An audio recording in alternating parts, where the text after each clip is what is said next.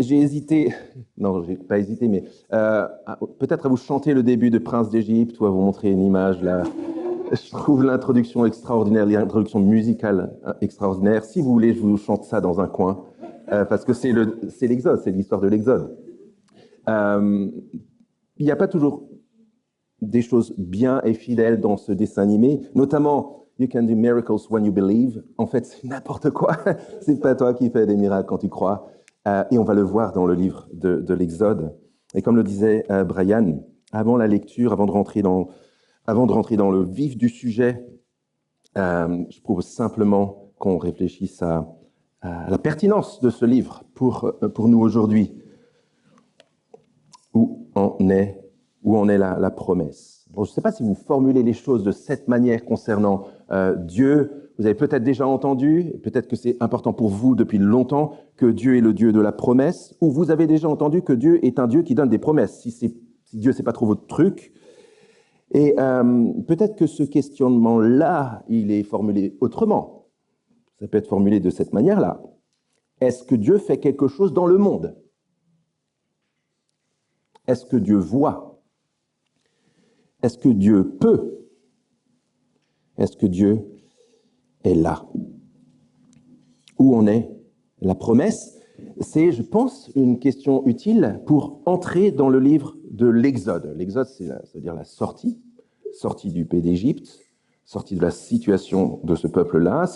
En fait, on devrait le considérer non pas comme un nouveau livre à part entière, mais comme le deuxième chapitre d'un livre de 5 livres. C'est le deuxième livre, le deuxième chapitre du Pentateuque, des 5 premiers livres de la Bible, qui ont été écrits ensemble pour qu'ils soient lus ensemble. Et c'est le deuxième chapitre qui nous parle d'événements dont le livre de la Genèse, le premier livre de la Bible, a commencé à nous parler.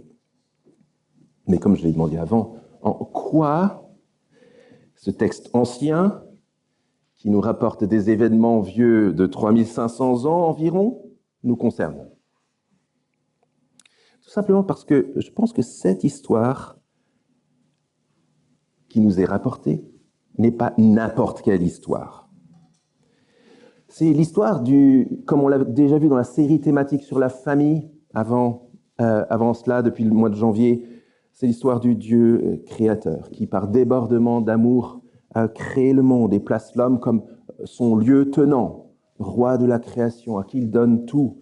C'est l'histoire de l'homme qui, tenté par l'ennemi, le diable, se révolte contre ce Dieu bon et veut devenir calife à la place du calife, se révolte contre Dieu et veut, à la place de Dieu et contre Dieu, décider, discerner le bien et le mal. C'est l'histoire de ce monde encore actuellement qui vit les conséquences de cette révolte-là, de l'homme qui, dans son orgueil, a cru pouvoir voir les choses et vivre les choses mieux sans Dieu, loin de lui, contre lui. Mais c'est aussi l'histoire de ce qu'on appelle la rédemption. On pourrait appeler ça la grande libération ou le grand rachat. C'est l'histoire du Dieu qui ne va pas faire son histoire et partir sur une autre planète pour vivre quelque chose avec une humanité qui serait peut-être un peu plus performante que cette humanité-là. C'est l'histoire du Dieu qui reste. C'est l'histoire du Dieu qui, face à l'humanité qui le rejette, propose une histoire de reconstruction, de restauration, de libération de l'esclavage dans lequel il est. C'est ce qu'on appelle l'histoire de la rédemption.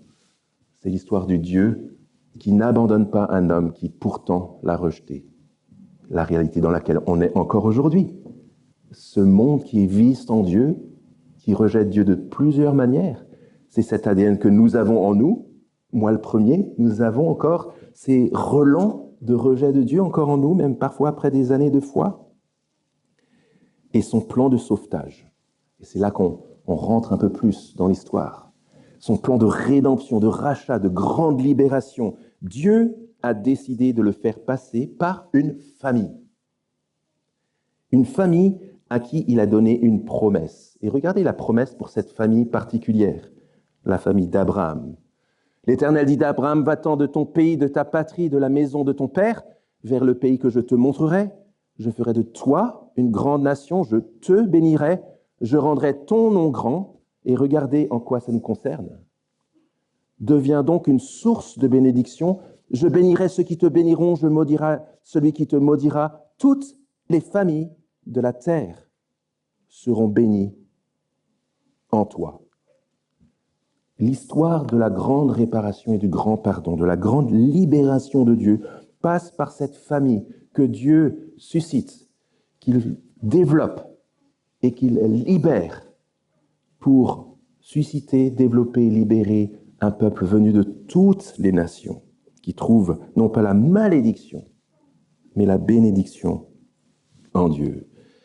Et cette famille-là, dont on a déjà vu quelques éléments au début dans le livre de la Genèse, est une famille qui se trouve dans une situation plus humaine qu'on voudrait l'admettre. Elle se trouve dans une situation d'esclavage. Plus humaine qu'on voudrait l'admettre, cette situation d'esclavage. Alors en bon français, on pourrait se dire « Moi, esclave, mais j'ai la révolution pour mère. Je n'ai jamais été esclave de qui que ce soit et de quoi que ce soit. » En fait, si tu penses ça, tu n'es pas la première personne à te dire ça dans l'histoire. L'humanité qui, pourtant esclave, se croit libre. Et justement, l'Exode nous aide à réfléchir à cette question. L'Exode nous met en présence de la gravité de la situation de notre humanité à travers la gravité de la situation de cette famille-là.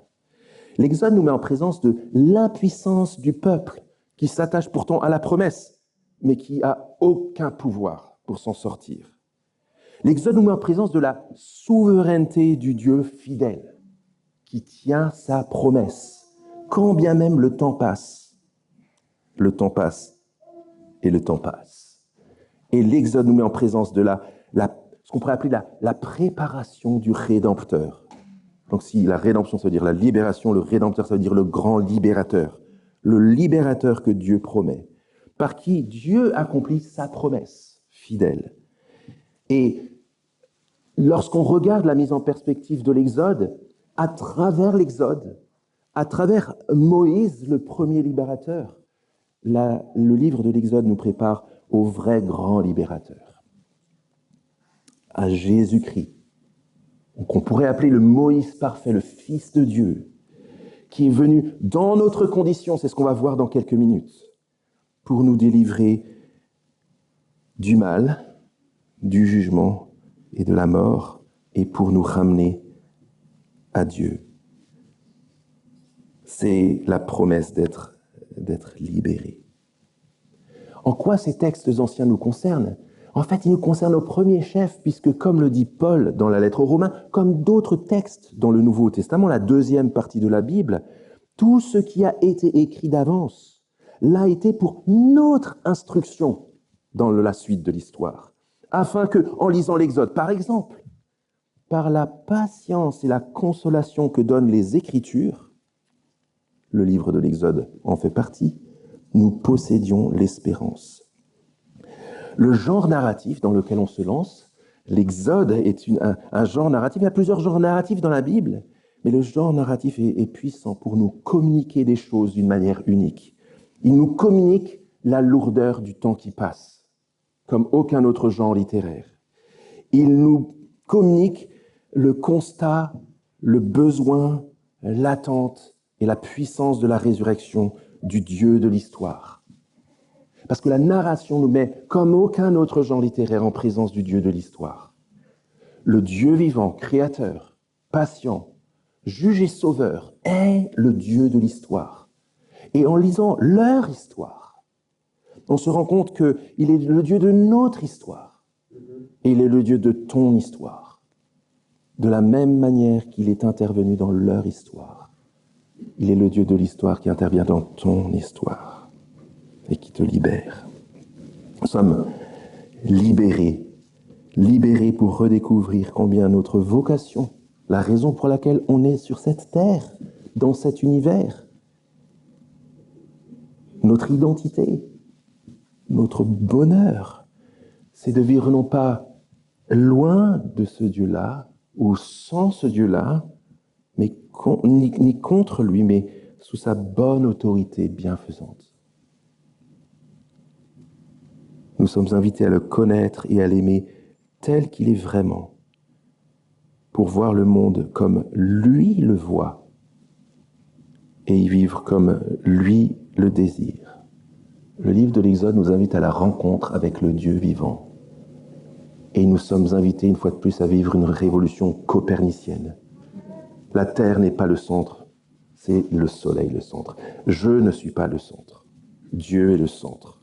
L'histoire ne parle pas de mon petit nombril, mais de la gloire éternelle du Dieu vivant et vrai, avec lequel nous sommes invités à vivre pour toujours.